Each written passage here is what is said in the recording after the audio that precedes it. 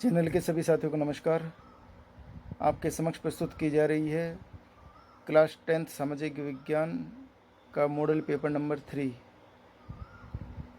जो कि 80 नंबर का प्रश्न पत्र है और इसको 2 पार्ट में आपके समक्ष प्रस्तुत किया जा रहा है। पार्ट 1 में 19 क्वेश्चन है और पार्ट सेकंड में आपको 20 से 30 तक क्वेश्चन प्रोवाइड कराए जाएंगे।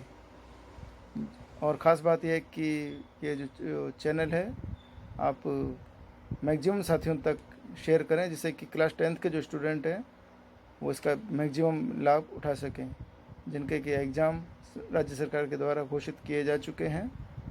और एक और रिक्वेस्ट है, प्लीज़ इस चैनल को आप सब्सक्राइब भी अवश्य करें। ठीक है। और रिकॉर्डिंग प्रस्तुत की जा रही है, क्लास 10th का ही एक स्टूडेंट है बंटी, जो कि स्वयं एग्ज़ाम देने जा रहा है, तो वे आपके समक्ष रिकॉर्डिंग प्रेषित कर रहे हैं। प्लीज़ ध्यान से सुने। मॉडल पेपर नंबर 3 कक्षा 10 सामाजिक विज्ञान। प्रश्न नंबर 1, 2 हुन राजाओं के नाम लिखिए। इसका उत्तर है पहला तोरमान और दूसरा है महिरकुल। दूसरा, अकबर के मकबरे की कोई 2 विशेषताएं बताइए। इसका उत्तर है पहला, अकबर का मकबरा 4 बाग उद्यान परंपरा में बना है। दूसरा, यह 5 मंजिला ऊंचा है तथा पिरामिड नुमा आकार की है। प्रश्न नंबर 3, डाइसी ने लोकतंत्र की क्या परिभाषा दी है। इसका उत्तर है डाइसी के अनुसार लोकतंत्र वह शासन व्यवस्था है जिसमें राष्ट्र का अधिकांश भाग शासक होता है।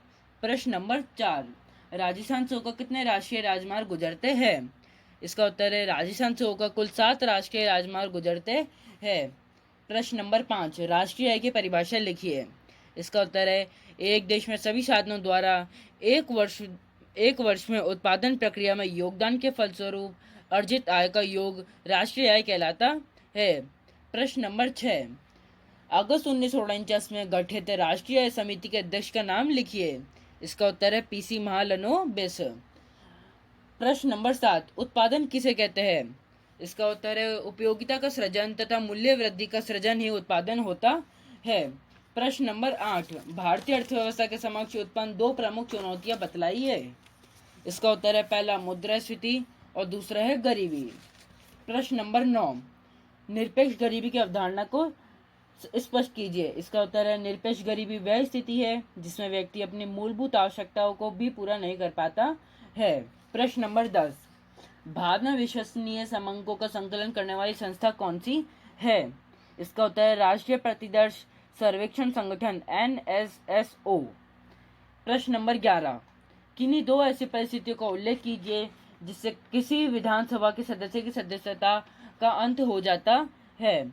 इसका उत्तर है पहला, कोई भी व्यक्ति यदि राज्य विधानमंडल और संसद दोनों का सदस्य एक साथ हो जाता है और वह संसद की सदस्यता स्वीकार करता है। दूसरा, कोई भी सदस्य यदि विधानसभा की बैठक में सदन की आज्ञा के बिना लगातार 60 दिन तक अनुपस्थित रहता है।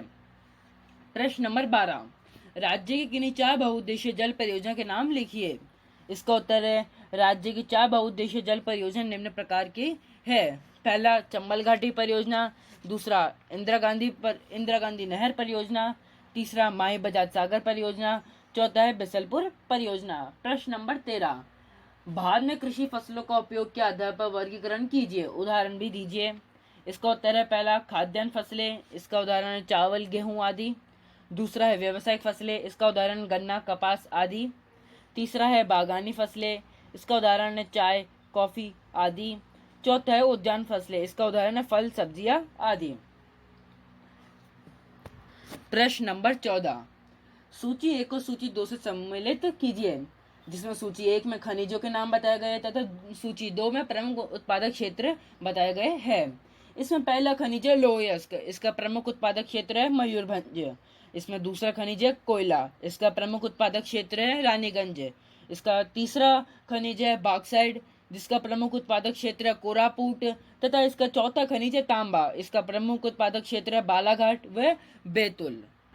प्रश्न नंबर 15, सीमेंट उद्योग की स्थापना हेतु आप भारत के किन किन राज्यों का चयन करेंगे। इसका उत्तर है हम सीमेंट उद्योग की स्थापना हेतु भारत के उन राज्यों का चयन करेंगे जहां सीमेंट उत्पादन हेतु कच्चा माल आसानी से उपलब्ध हो। इस हेतु हम भारत के राजस्थान, मध्य प्रदेश, छत्तीसगढ़, गुजरात, तमिलनाडु, आंध्र प्रदेश, झारखंड, कर्नाटक, आंध्र प्रदेश आदि राज्यों का चयन करेंगे। प्रश्न नंबर 16, साक्षरता किसे कहते हैं? 2011 की जनगणना के अनुसार देश की साक्षरता दर कितनी है?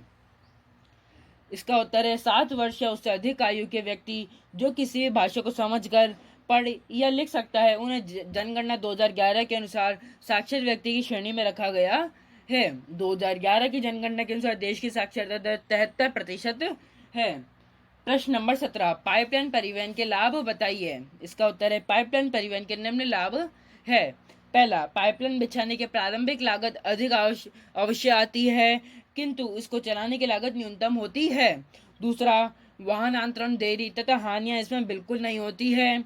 तीसरा, पाइपलाइन परिवहन में समय पर माल का सुरक्षित परिवहन होता है। चौथा, इसमें माल की छिजत भी नहीं होती है।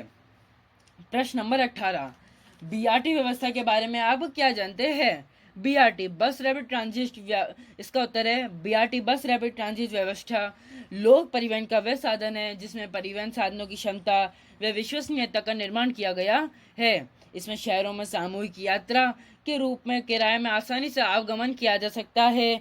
बीआरटी उच्च नवाचार तकनीक, अधिक क्षमता व सुविधा के कारण प्रमुख शहरों में प्रचलित परिवहन व्यवस्था है। प्रश्न नंबर 19, ठोस कचरा प्रबंधन के कोई 4 लाभ बताइए। इसका उत्तर है पहला, ठोस कचरा प्रबंधन से रोग नियंत्रित होंगे, जन स्वास्थ्य में सुधार होगा व श्रम करने की क्षमता बढ़ेगी। दूसरा, जहरीले पदार्थों की कम निकासी से जल प्रदूषण नहीं होगा। तीसरा, इससे बिजली उत्पादन के लिए सस्ती ऊर्जा प्राप्त होगी। चौथा, इससे रोजगार के अवसरों में वृद्धि होगी जिससे लोगों की आय बढ़ेगी।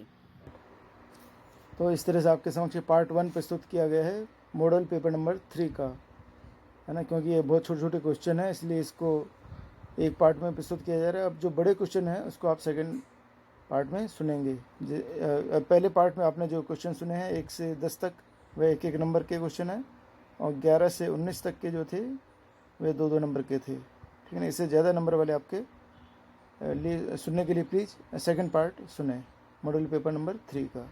मिलते हैं अगले वीडियो में।